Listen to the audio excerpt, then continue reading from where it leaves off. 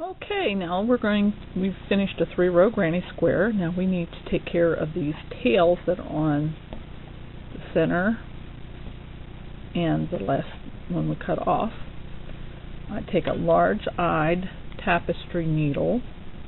You can get plastic yarn needles too, but I prefer these steel ones, and that's a matter of preference. So, and you want to get the needle corresponding to the size of the yarn and the size of your stitches, because this one can go through, you know, something with a finer yarn and tighter stitches. So, but for what we are doing today, we just use tapestry needle. And for the center, remember we crocheted over the tail. You pull that tail up tight, just tug on it, and that pulls that hole in the middle closed. And then I didn't leave much of a tail here, so this is how you do it when you don't have a long tail. You take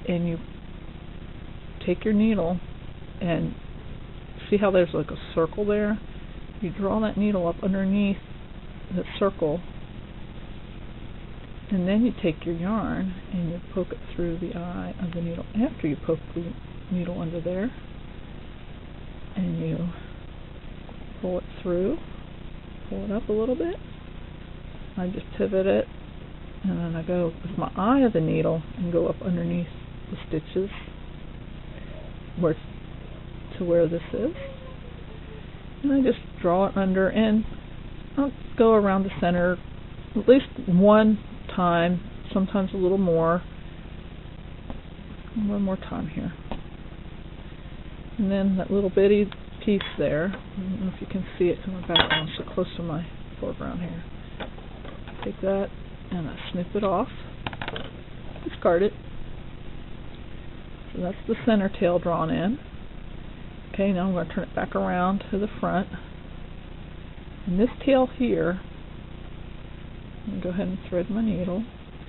And the way to do that, you can fold it over, pop it through. If you look at the top edge of your work, there's these little V's. Now if you want this to blend in with those V's, what you do is you take your needle and you go from back to front under the V of the next stitch, see? And you pull it up, and then you go down into that slip stitch that you made when you finished your, and you bring your yarn down through that way. And then to blend it in again, I like to go and take it underneath this twisted stitch of my turning chain. And this is just my method of doing it. There's so many different ways to draw on your tails. I like to have mine where it's woven into the stitches so that it'll be just stretchy where I drew in my tail. Okay, what I did was I went through to the back, and now I'm going to go down through the middle of the V of the chain stitch.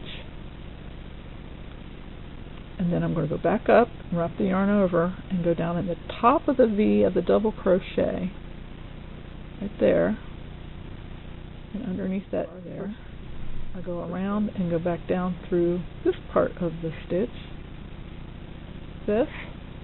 Okay, now I'm going to pivot, and I go underneath all 6 corner stitches.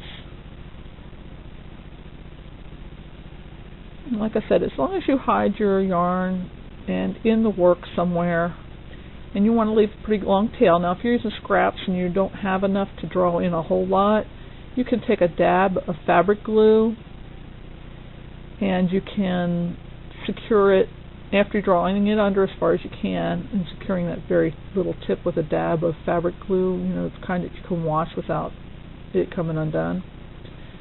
But I usually just try to make my last bit of my tail be underneath a shell group right there, and I will just snip that close to the base there, discard the tail, and there you have it. Turn it around. This is where the ending chain and slip stitch was, but see, if you look at the top, it's hard to see. And that's completed granny square.